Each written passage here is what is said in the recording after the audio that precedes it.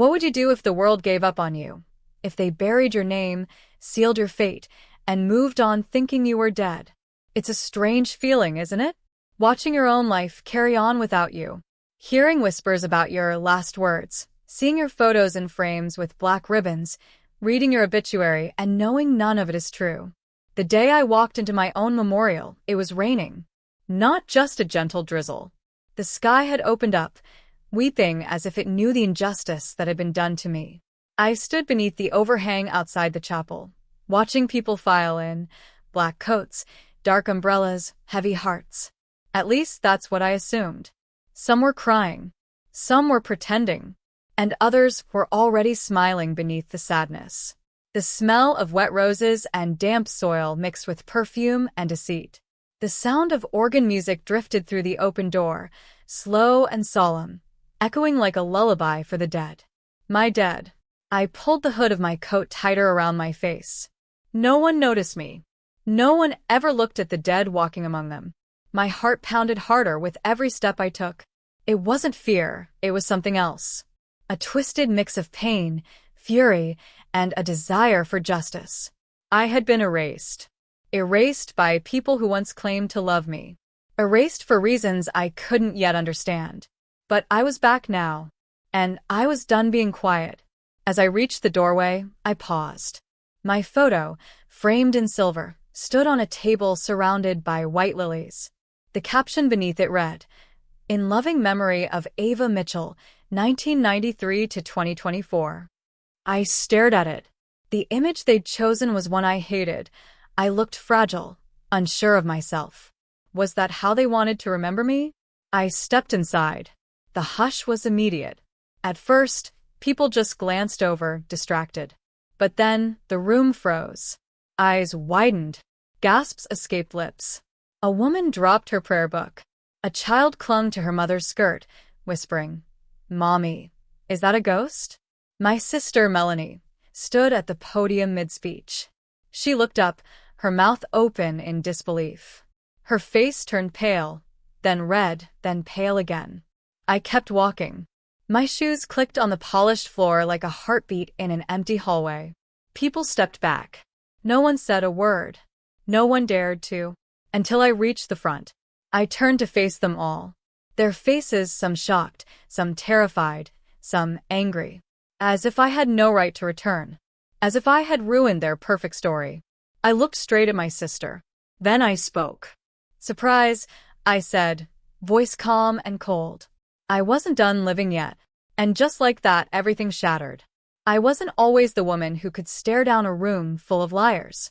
Once, I was the kind of person who smiled to make others comfortable, even when my heart was in pieces. The kind of woman who forgave too easily, who trusted too quickly. That version of me died the day they declared me dead. But to understand how I got there, you need to know who I was before everything fell apart. My name is Ava Mitchell. I was a 31-year-old project manager for one of the biggest architectural firms in the city, Mitchell & Gray, named after my late father and his partner. My father had been a legend in the industry, a visionary, and after he passed, I vowed to carry on his legacy. I worked harder than anyone else. I gave up weekends, holidays, and sleep just to prove that I could be more than the boss's daughter. People noticed. Most of them respected me. But not all. The resentment started slowly. Whispers behind closed doors. Credits I deserved somehow getting redirected. I didn't want to believe it, especially not from my own team. Especially not from my sister. Melanie Mitchell, younger by 4 years, but always one step ahead when it came to social games. She didn't join the firm out of passion. She joined for power. Where I saw architecture as art and purpose, she saw it as a throne to be claimed. And then there was Nathan. He was everything I thought I wanted. Charismatic. Sharp. Supportive, at least on the surface. We started dating 2 years after my dad passed, and for a while it felt like he filled the void in my life. He understood me. Or so I believed. In truth, he was always closer to Melanie than he ever let on. But I didn't see it. I couldn't see it. Love has a way of blinding even the most logical minds. Everything changed during the Harrison Tower project. It was the biggest undertaking the firm had secured in over a decade, a $25 million skyscraper downtown. I was the lead. It was supposed to be my moment. And then, like a wave pulling me under, things began to unravel. Design files went missing. Email chains got deleted. I was accused of mismanaging client communication. I was suspended pending an internal investigation. I remember sitting in that boardroom, looking around at the people I had trusted, waiting for anyone, to defend me. But Melanie just looked away. And Nathan? He wasn't even there. That same night, I got into my car to drive home. I never made it. The crash was violent. The last thing I remember was headlights cutting through the rain and a sharp turn that felt wrong. I woke up 3 days later in a rural clinic 50 miles outside the city. My ID was gone. My phone? Destroyed. They thought I was a Jane Doe. I tried to explain who I was, but without documents, no one listened. No one believed me. I was listed in the police logs as female, approximate 30s, possible memory trauma. Back in the city, the news spread. Ava Mitchell, presumed dead. Her car found crushed beyond recognition at the base of an embankment. No body recovered, but enough blood to assume the worst. And then silence. No search efforts. No press conferences. No desperate pleas from family. They had declared me gone. Days turned into weeks. I had no access to money, no identification. I worked under the table cleaning rooms in the same clinic that treated me. I used the name, and a name borrowed from the first nurse who had shown me kindness. But I never stopped watching. I scoured public libraries, checked local news sites, searched for my name online. And when I finally saw it, the announcement of a memorial service, I knew. I knew that whatever had happened, it wasn't an accident. It was a cover-up. And I needed to come back. Not just for myself, but for the truth. For the woman who was once Ava Mitchell. For the woman who refused to stay buried. It's strange how grief brings people together or tears them apart. After I returned, the world didn't embrace me the way I had foolishly imagined. There were no joyful reunions, no gasps of relief. Only disbelief, discomfort, and, in Melanie's eyes, fear. She tried to hug me at the memorial, but I stepped back. You said goodbye too quickly, Melanie. That's not love. That's guilt. Her smile faltered. She looked around, likely hoping no one had heard me. But they had. And I wanted them to. The room that once mourned me now sat in heavy silence. People whispered, confused, stunned. My voice, once buried under dirt and silence, had returned. And I had questions. Lots of them. Later that evening, I was taken into police custody, not arrested but questioned. The lead investigator, Detective Samuel Hayes, was a man in his mid-40s with sharp eyes and a calm voice. Miss Mitchell, can I ask where you've been all this time? In hell, I replied softly. But I found my way back. I told him everything. The crash, the clinic, the missing ID, the eerie silence from those who should have searched harder.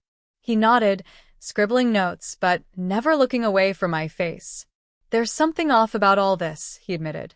A missing woman. No recovery. But a closed case in under a week. He agreed to reopen the investigation into the crash, unofficially at first. He warned me to be careful. If someone wanted you gone, Ava, your return could make you a target again. I knew that, but I wasn't afraid. When I walked into Mitchell and Gray 2 days later, I felt it in my bones, the betrayal, thick in the air like static.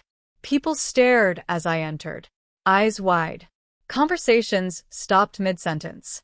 Phones dropped. Some whispered my name. Others looked guilty. Melanie came out of her office immediately. Ava, what are you doing here? What do you think, Mel? I'm taking back what you stole. Her voice softened, fake sweet. This isn't the place. No? Then where is the place for someone who is pronounced dead while her own sister signed the papers? She paused. You don't know everything, Ava. I know enough, I replied. Like how you applied for sole ownership of Dad's shares 2 weeks after I disappeared. That stopped her cold. I had found the paperwork. filed quietly, buried in a legal transfer that used my death as leverage. And guess who witnessed the signing? Nathan. My heart clenched just thinking about him. I hadn't seen him since the crash, since before everything fell apart. But now I had no choice. I needed to know if the man I once loved had helped bury me. I found Nathan at the penthouse we used to share. He answered the door slowly, and for a split second, just a blink, I saw panic flash across his face. Then he composed himself. "Ava," he whispered, "you're alive." "Don't sound so disappointed," I shot back. He let me in. The place looked untouched, like time had frozen the day I vanished. My books still lined the shelves. My tea mug, the one with the chipped edge, still sat on the kitchen counter. "You didn't change anything," I said. He swallowed hard. "I couldn't, or wouldn't," I asked, folding my arms. "Tell me, Nathan. Did you know? Were you part of it?" He looked me in the eyes. "I thought you were dead." "Liar." No, Ava. I was told your body would never be recovered, that you were gone. I didn't want to believe it, but you moved on, I interrupted. You signed legal papers. With Melanie. He winced. It wasn't like that. She said the firm needed stability, that the board wouldn't function without clear leadership. She said it was what your father would have wanted. Don't you dare bring him into this. I turned to leave, but his next words stopped me. She wanted your legacy, Ava. She always did. I didn't help her, but I didn't stop her either. There it was. The truth, or part of it. And it was enough to light a fire in me. I met with Detective Hayes again the next day. He'd found more. The mechanic who worked on my car claimed the brakes had been tampered with. The police who had handled my crash report? One of them had been paid off, anonymously. But money leaves trails. And that trail led to a private account linked to none other than Melanie. Hayes warned me again. She may try to make you disappear again. I'm counting on it, I replied. I wasn't just going to expose the truth. I was going to make sure they never forgot what they did. I started collecting proof. Emails. Bank records. Security footage from the firm's parking lot the night of my crash. My hospital intake forms. Witness statements from the clinic. It became an obsession not just about revenge, but about reclaiming myself. For weeks, I moved in the shadows. Melanie had tried to erase me like a red pen across a name. But ghosts don't die quietly. And I was no ghost. I was a storm. One night, I followed her. She had started meeting someone discreetly, a lawyer, not affiliated with the firm. I listened outside the restaurant patio as she spoke. If Ava pushes this, she'll lose. Her reputation's already fragile. All we have to do is paint her as mentally unstable. The memory loss from the crash? That's our opening. I felt the air leave my lungs. She was planning a second burial. Only this time, she'd dig the grave with lies. But I was ready. I called a press conference. One she couldn't control. I had the detective by my side. I had the documents, the audio clips, the timeline. I told the world how I had been erased, not just by tragedy, but by convenience and greed. I stood behind that podium, in front of flashing cameras and live mics, and I told my story. From the crash to the clinic to the betrayal. And when it was over, I looked directly into the lens and said, to anyone who has ever been silenced, doubted, or buried alive by the people they loved, I came back. And so can you. But I wasn't done yet. The press swarmed Melanie's house that evening. News broke of the investigation. The firm's board suspended her. Sponsors pulled out. Investors demanded answers. Nathan resigned quietly the next morning. By then, it didn't matter. I wasn't seeking a seat at their table anymore.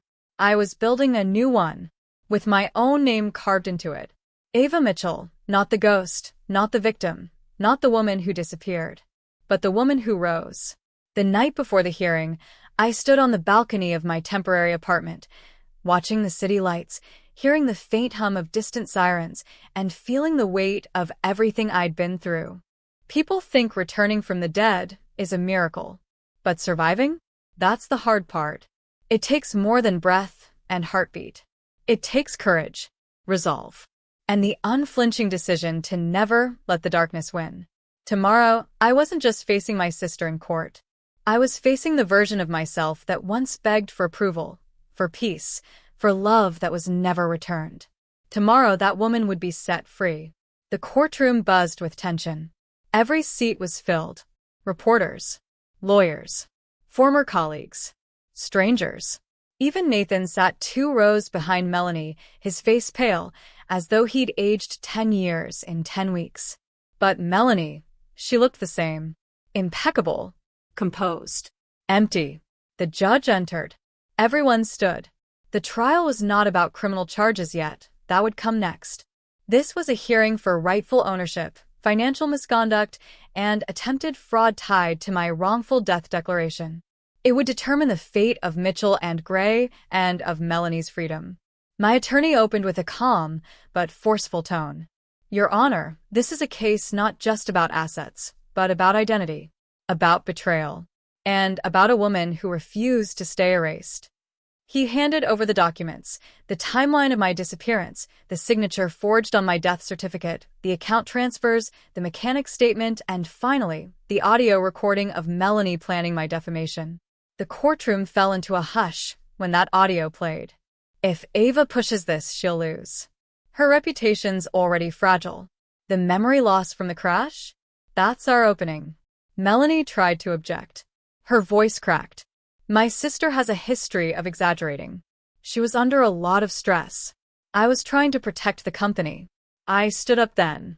Protect it from me? I asked, eyes locked on hers. Or protect her climb to the top? Silence. Even the judge leaned forward. Miss Mitchell, he asked, would you like to make a personal statement? Yes, I said. I stepped into the witness stand. Cleared my throat. My name is Ava Mitchell. I was raised by a man who believed in legacy, in truth, in hard work. I honored that legacy until the day I was thrown off a cliff, literally and figuratively. I glanced around the room.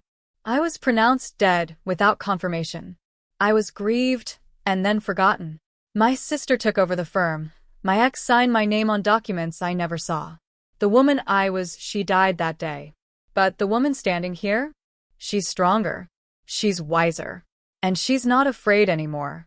I looked straight at Melanie. I loved you. I would have shared everything with you. But you didn't want a sister. You wanted a crown. Melanie lowered her eyes. For the first time, she looked small. The judge didn't take long. Based on the evidence presented, the court rules in favor of Ava Mitchell. Full control of Mitchell and Gray is hereby restored to her. Furthermore, this court recommends immediate investigation into fraud, tampering with legal documents, and conspiracy. This hearing is adjourned. The gavel slammed down, a sound louder than thunder. Afterward, people flooded me with congratulations, interviews, and invitations. But I didn't care for the spotlight. I cared for the silence that followed. The kind of silence that meant peace, not the emptiness that followed betrayal, but the kind that fills a soul healing from war. I declined most interviews. I allowed one magazine feature, not about the court case, but about resilience. I titled it, Buried, but Breathing. Rebuilding the firm was hard. Some employees returned with apologies. Others were fired, especially those who had helped cover up key information. But I wasn't vengeful. I didn't want revenge. I wanted renewal. I changed the company mission. We began offering pro bono architecture services to rebuild women's shelters and create safe housing for people in recovery. I started a mentorship program for young women in business. We rebranded under a new name, Mitchell Rising. I didn't need to prove I was alive anymore. I was too busy living. As for Melanie, she was indicted 6 months later. Fraud. Perjury. Conspiracy. She pled guilty to avoid trial. She was sentenced to 2 years in federal prison, followed by probation and a lifetime ban from serving as an executive in any publicly registered firm. I visited her once. Not to threaten, not to mock, but to close the chapter. She sat across from me in an orange jumpsuit, her face bare, her hair tied back. "You came," she said softly. "I did." There was a pause. Then she said something I never expected. I didn't hate you, Ava. I envied you. I thought if I could just take what you had, I'd feel whole. But it only made me emptier. I know, I replied. That's why I forgave you. Her eyes welled up. I stood to leave. You don't have to rot here, Melanie. You can grow. But it's up to you now. And then I walked out. Free. Nathan left the city after the trial. I heard he took a job in Chicago and kept a low profile. He reached out once, a letter, not asking for forgiveness, but saying he hoped I'd never doubt my strength again. I didn't respond. Some chapters don't need sequels, just endings. A year later, I stood at the ribbon-cutting ceremony of a new women's refuge center, one we designed pro bono under Mitchell Rising. As the red ribbon fell, applause filled the air. A little girl ran up to me, holding her mother's hand. "Are you the lady who came back from the dead?" she asked. I knelt to her level and smiled. "No," I said. "I'm the lady who finally woke up. They declared me dead. They wrote me off, mourned me, and moved on without ever really searching for me. But I didn't stay buried. I didn't let their silence be the end of my story. And neither should you. If you've ever felt erased, forgotten, overlooked, pushed aside by people who should have stood beside you, know this. You are not your circumstances. You are not the mistakes people make with your name. You are not the lies they tell about your worth. You are more. You are the breath after the storm, the heartbeat after the fall, the voice that still speaks even when the world tries to silence it. I spent months rebuilding myself from pieces no one else cared to pick up. I had to learn how to trust again, how to fight, how to lead, how to forgive, and most importantly, how to live. There will always be people who try to write your ending before your story has even begun. People who fear your light because they live in shadows. People who call you too much, too loud, too emotional, too driven, too alive. But you don't owe them your silence. You don't owe them your absence. You owe them nothing.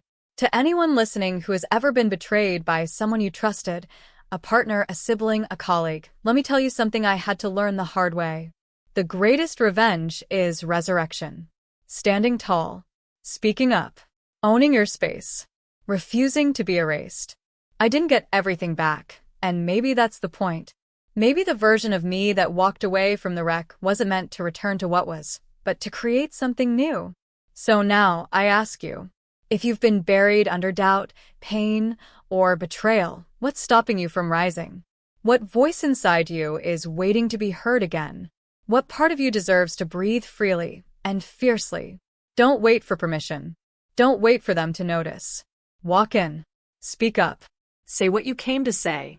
Because sometimes the most powerful sentence you'll ever say is, "I'm still here."